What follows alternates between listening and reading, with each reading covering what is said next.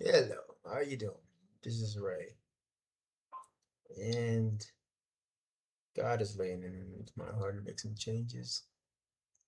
Um, One of the events that just sort of sparked a need to make a change is the fact that a dear friend of mine passed away, and I was speaking to some other dear friends, and sort of came to the realization that this friend I had tried to call, communicate with several times, wasn't able to get up with him. Passed away. His wife had passed away a couple of years ago. They were dear people to me.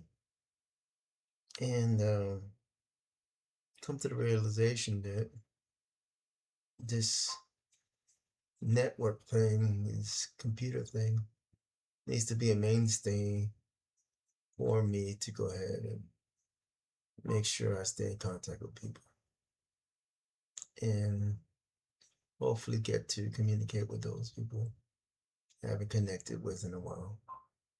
So, the person who I'm really referring to is AC Pettaway. I mean, I just was trying to call him, trying to see when he would come to North Carolina and get meet up with him.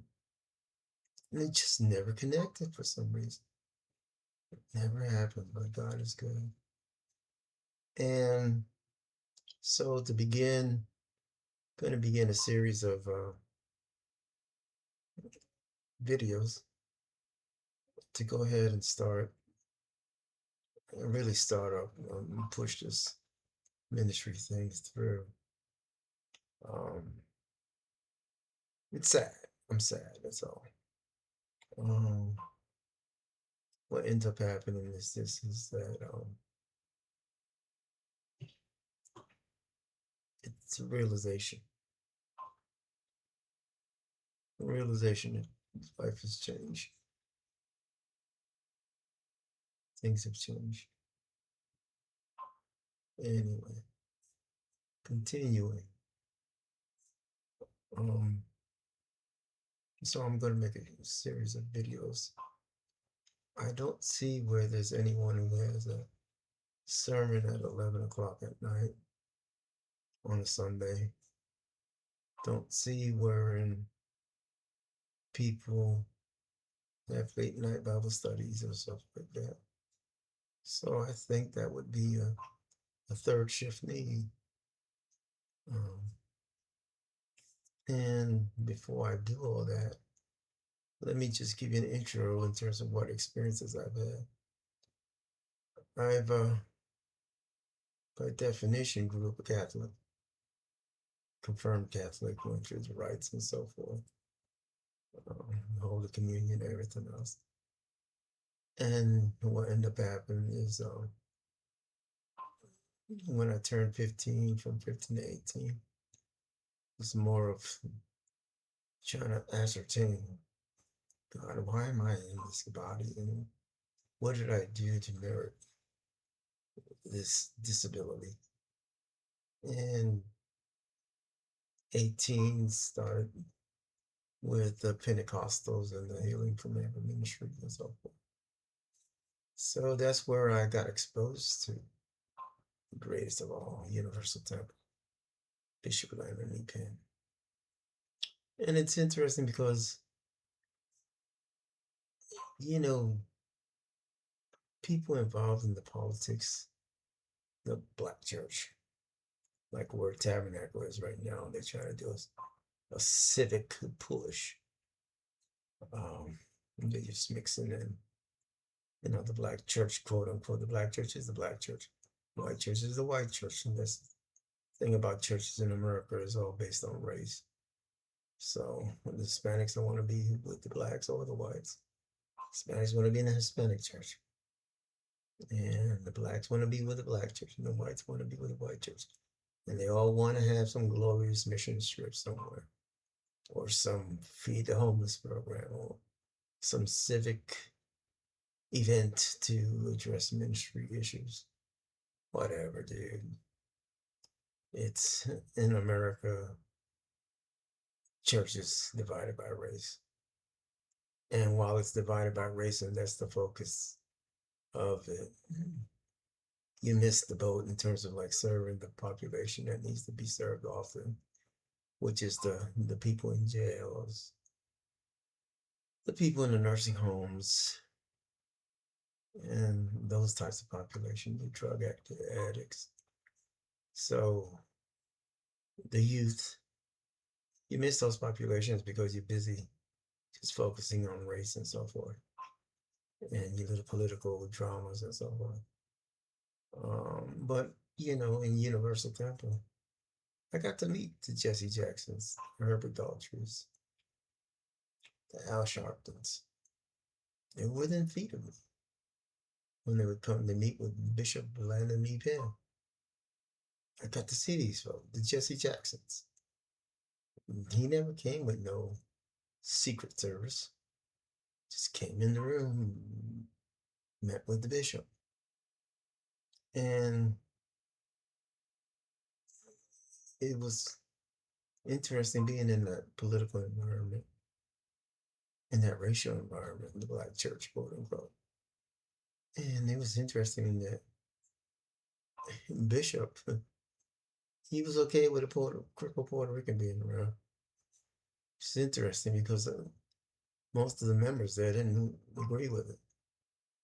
Didn't agree with it necessarily. So it's an interesting concept. But just to give you a rundown, so from 18 until 2000, I was basically part of the black church. Before leaving New York, about 96, 97, sort of switched up because I had to take care of my dad. And we was taken into Hispanic ministries and so forth. So that led to ended up being coming to North Carolina and the North Carolina experience. That's in a nutshell. Again, 18 to about the year 2000, the black church. From 2000 onwards, North Carolina. And it never took off here the way I thought because I got married. I engaged in some activities that took me from ministry. And now it's kids are raised and sort of, I've had this ministry forever, helping racial advocacy, been helping people out from 2015 and so forth. I've been helping since 2015. Not making no money now. It's all volunteer, paid, unpaid volunteer, quote unquote. Um, but here's the thing.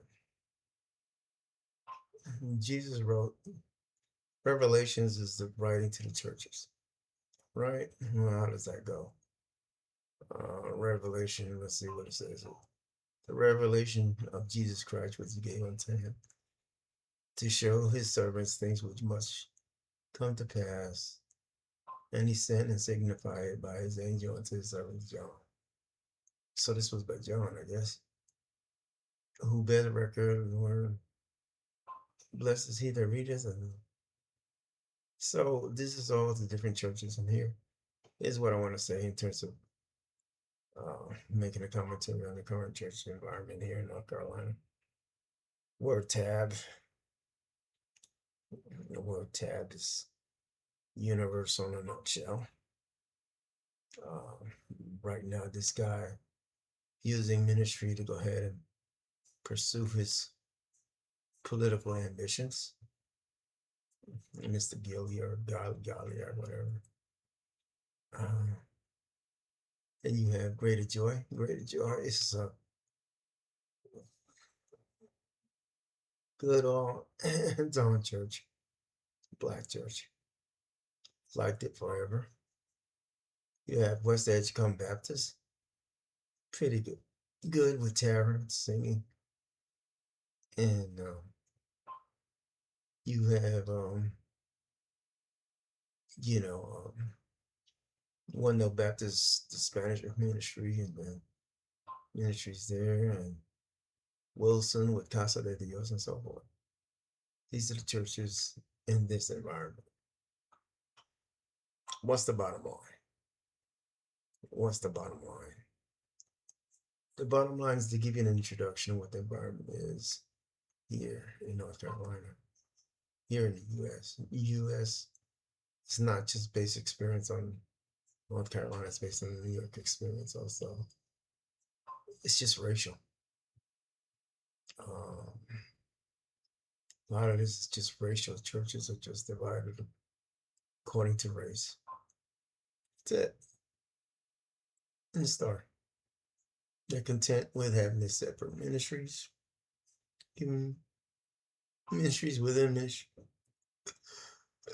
Sorry, ministries within ministries. It's interesting. Um, Church Wilson just went out to Casa de Dios, went out to Guatemala, but something awesome just happened. Casa de Dios, one of the cellulars, Bible study groups came and did blessings, blessings in my house. They totally redid my yard outside of the house and landscaping. It's totally a blessing. So, what is the message for today?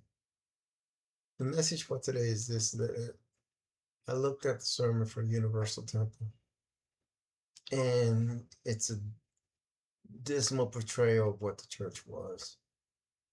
Uh, Church Universal was a glorious place at any time. I looked at Word Tab. Word Tab is just the typical black church engaged in politics. West Edge Company, it's again racial.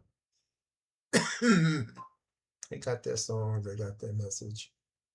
They focus on that. So what I'm trying to say is this is the beginning of a series of videos that will go ahead and address what the need is. Right, for me, just the push for me is that I would like some help. I would like some physical hands-on help, and I would like some financial help. Financial help to get to these populations that are not being reached from my perspective. What are those populations? The nursing home people, the Alzheimer's, or those types of population, special needs, to get them out to church again, if possible, to get transportation, to get buses and vans, to get people to church back and forth. Um, that's the push. To get the front rows of churches filled with the disabled. That's the push. I felt so crippled today. I have an illness and I lose energy every once in a while. Went to transfer from a sofa to my wheelchair in the lobby and I fell. Oh my gosh, my pants fell down and I couldn't get back into my wheelchair. Was getting help. Two men helped me, whatever. Two brethren. Embarrassment for me, first time ever. But God is good in that, I was out there in my state. And that's what I'm saying. That I'm hoping that we could go ahead and get people out to church. Get the churches full of the special needs and so forth. Um, Trying to limit these initial videos to 15 minutes. And I got a couple seconds left. But God bless. Universal House of Prayer, North Carolina. Please contact us and see if you can help. Thank you.